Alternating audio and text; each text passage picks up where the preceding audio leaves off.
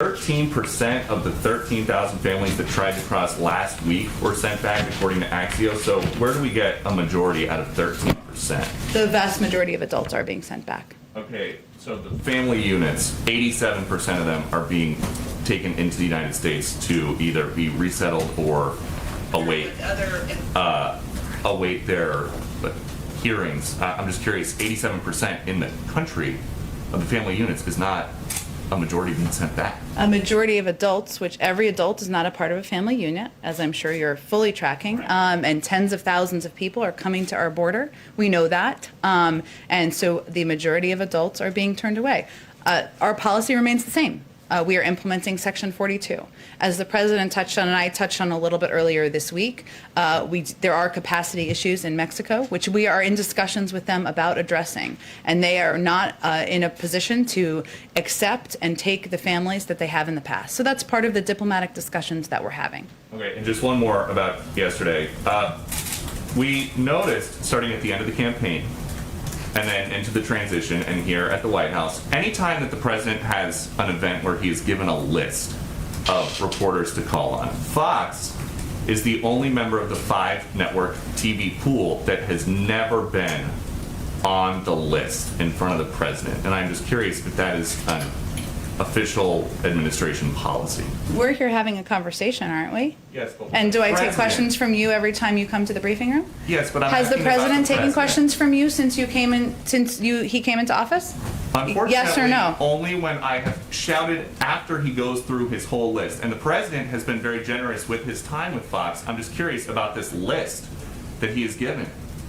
So The only member of the 5-network pool never on it, dating back to when he resumed in-person events in Wilmington during the end of the campaign. Well, I would say that I'm always happy to have this conversation with you, even about your awesome socks you're having on today, you wearing today, and have a conversation with you, even when we disagree. The president's taken your questions, and I'm looking forward to doing Fox News Sunday this Sunday for the 3rd time in the last few months. I think we got to move on because we got limited time. Go ahead, Kristen. Jen, thank you. The president talked about the importance of kids going back to the classrooms.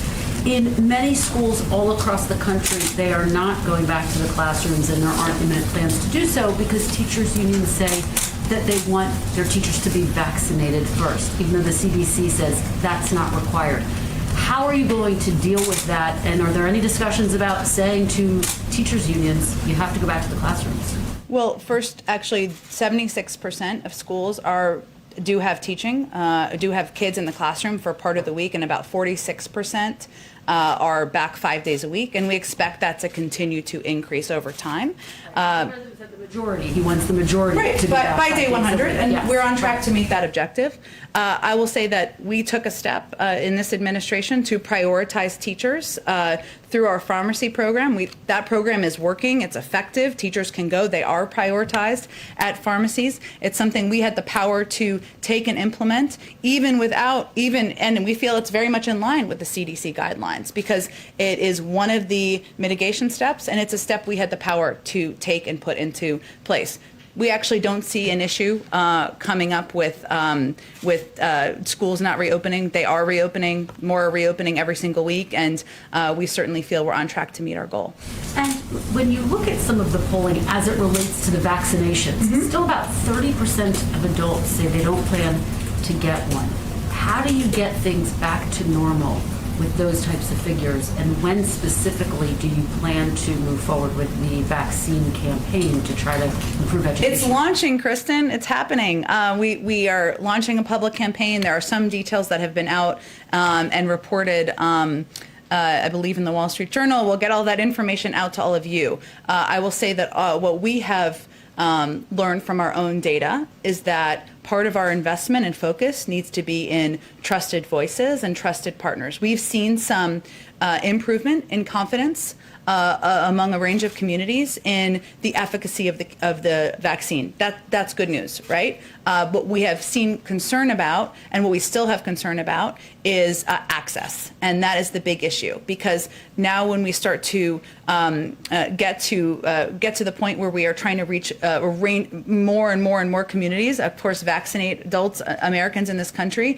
A lot of people can't take a day off to go get a vaccine. They don't have the flexibility to be in the slot available. They maybe can't drive 3 miles to their local pharmacy. So our big investment right now is in access. That means increasing investments in mobile units, in community health centers, in mass vaccination sites. But it also means, in terms of the public campaign, investing in trusted voices and empowering local groups and organizations to have the funding, the information, and the assistance they need. Just to follow up with my question with the president yesterday, I asked him about transparency and access for journalists into some of the facilities at the border.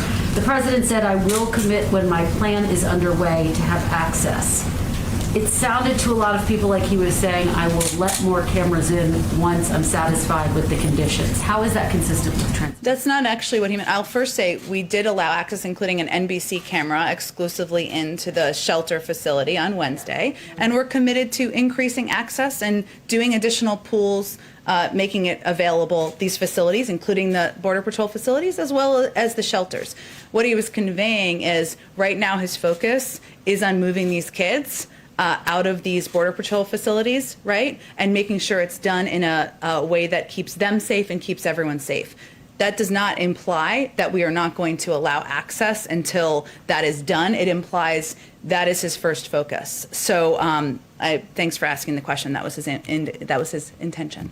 Time frame for when, and noted that NBC did go in as pool. Do you have a time frame for when the next round of cameras might be allowed in? Oh, we're working on it, hopefully soon, and it's something we're certainly committed to, and we're just working with DHS and HHS on when we can make it possible. Oh, go ahead in the back.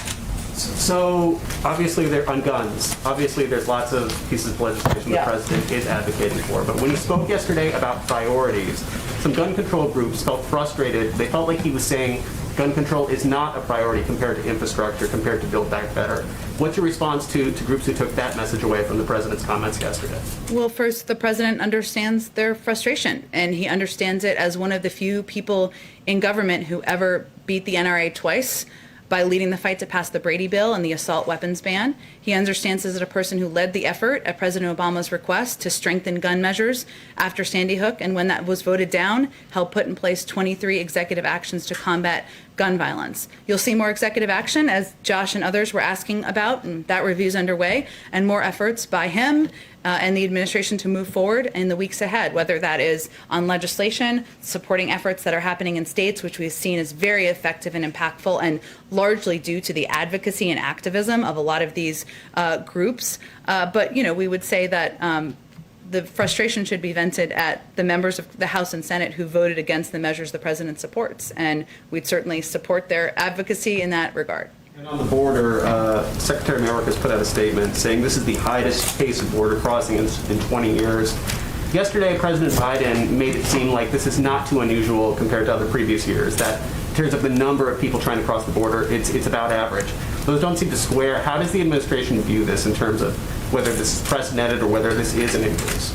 Well, the president was making the point that we have seen increases at the border in 2014 when he was the vice president, 2018 and 2019, and he conveyed that over the last 6 months of the Trump administration, there was an increase of about 31%. We've seen an increase of about 29% over the last several months since he took office. So the point is, we've dealt with this before. It is often seasonal. It is often cyclical, and he just wanted to convey that in his effort to communicate and provide educational information to the public. But that doesn't change the fact that he is addressing this by putting forward every resource at our disposal in the administration. Just in this past week, we've taken steps to bring a number of new facilities online, from Fort Bliss, where there are 5,000 beds, to Lackland Air Force Base, where there are 350 beds, San Diego Convention Center, 1,400 beds.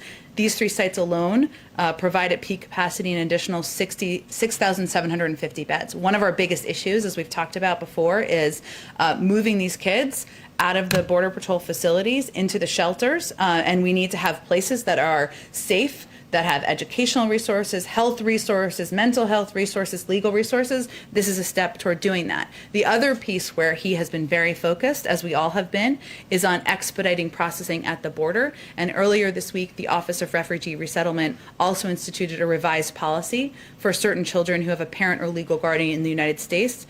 This will add more capacity and more swiftly unite kids with relatives and sponsors. So, of course, there should be a difference if it's a direct family member, a mother or father, and a different kind of adult, right? So there are steps we're taking to try to expedite even the processing. So our focus is on actions and solutions. We certainly know this is a challenge. It's something he is briefed on regularly, and is pushing his team to take more rapid action.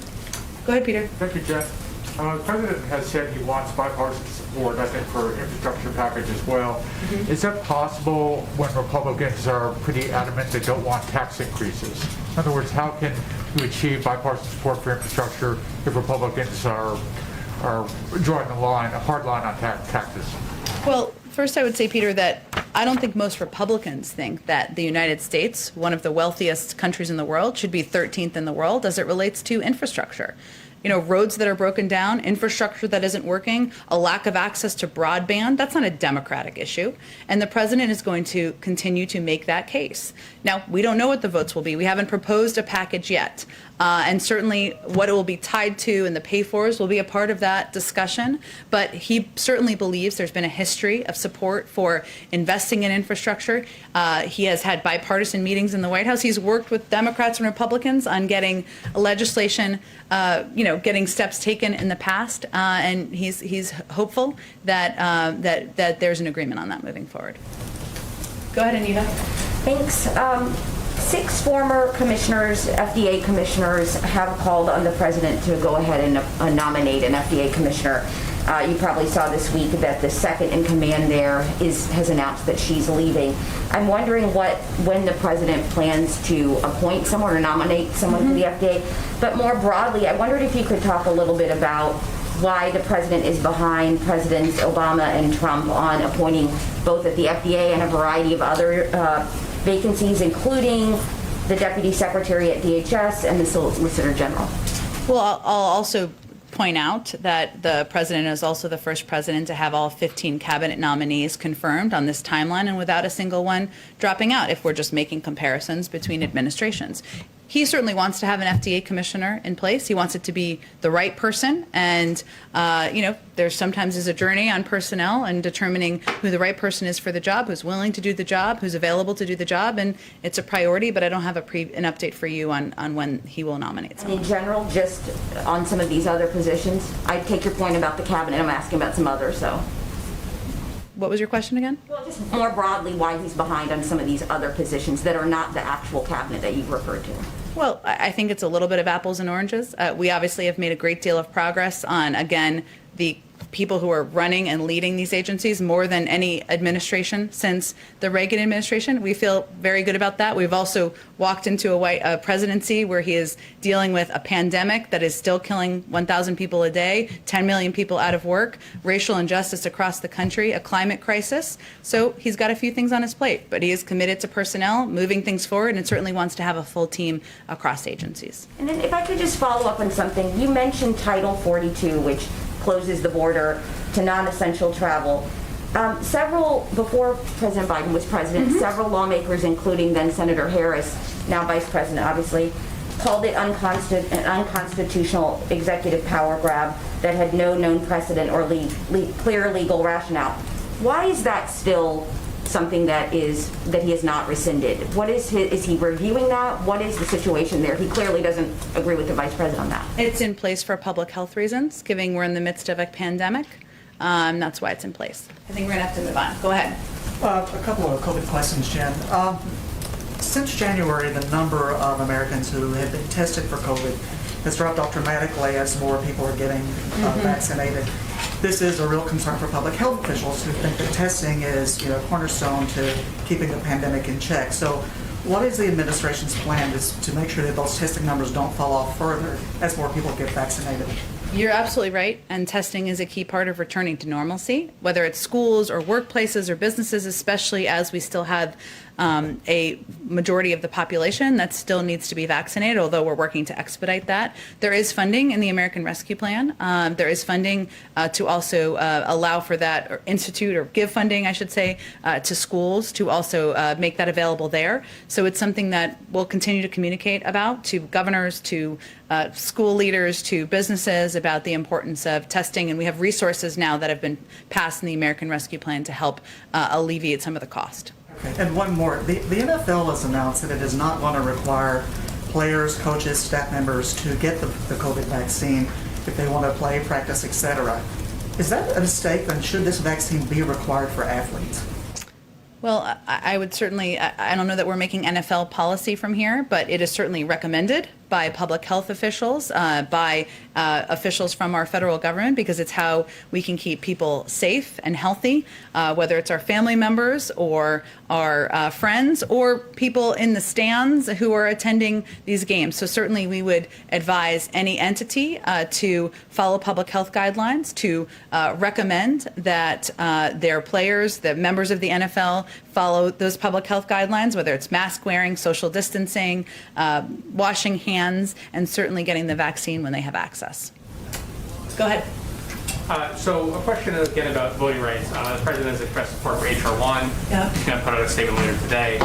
What else does he have planned as far as travel or working with senators to push legislation forward? What other specifics can you share about his use of the bully pulpit to push that forward? And I have one more question on behalf of... Okay, no problem. First, as the president conveyed yesterday, he feels that voting rights are pushing back on voting rights, making it harder to vote is un-American. It is something that should not be a part of society in any regard. Even many Republicans across the country oppose the efforts that have been undertaken in states like Georgia to make it more difficult. He will certainly continue to vocalize that, as he did quite passionately yesterday. He met with Stacey Abrams when he was in Georgia, and he will, of course, use his role as president to engage with and work with members of Congress and leaders to help to move these pieces of legislation forward into the Senate. Okay, and the other question is, when children arrive at the border, migrant children arrive, and they're not with their biological parents or with aunts, uncles, grandparents, they are sometimes separated from them, and they become an unaccompanied minor at that point.